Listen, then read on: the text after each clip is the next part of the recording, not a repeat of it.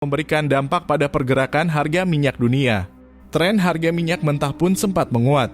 Menteri Energi dan Sumber Daya Mineral Arifin Tasrif pun mewaspadai harga minyak mentah meroket tak terkendali karena terdampak konflik tersebut. Dia mengatakan konflik ini terjadi ketika kebutuhan energi dunia semakin meningkat mengingat Eropa akan segera memasuki musim dingin. Kemarin dalam kurung harga minyak mentah sudah $86 AS per barel, kemarin juga sempat naik ke $96 AS per barel. Ya kita berharap jangan naik-naik dari 90 lah.